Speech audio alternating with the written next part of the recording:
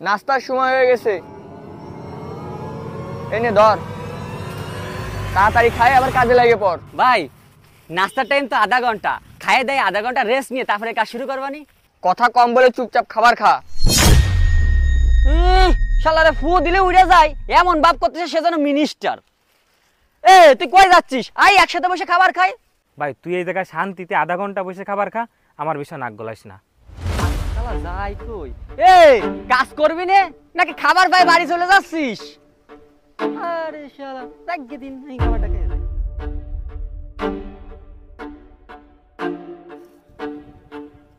কি ব্যাপার, কাজ বাদ দিয়ে দেখা কি করো?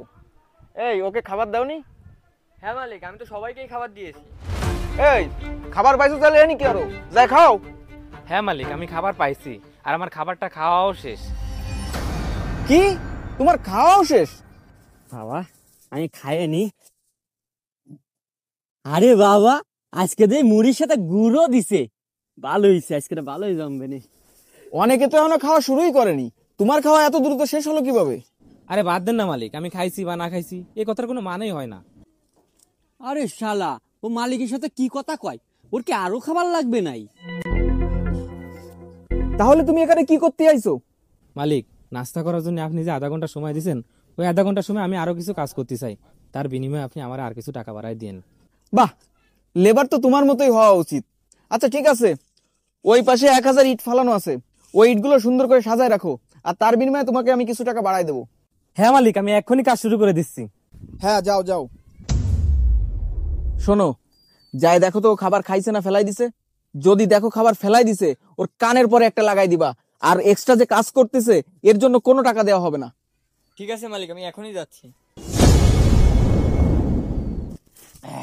নাস্তা শেষ, এখন তো 20 মিনিট আছে, একটা ঘুম দিয়ে নি।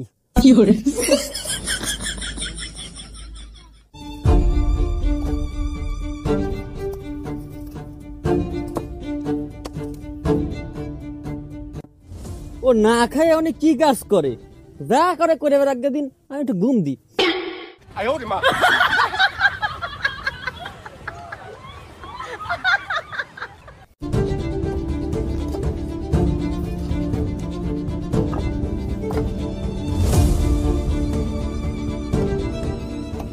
বুঝলাম না, খাবার জিনিস কেন ফেলাই দেবে ভাই, এত তাড়াতাড়ি কিভাবে খাবে?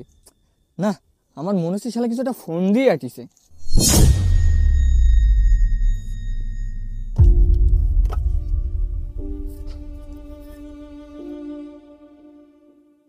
মালিক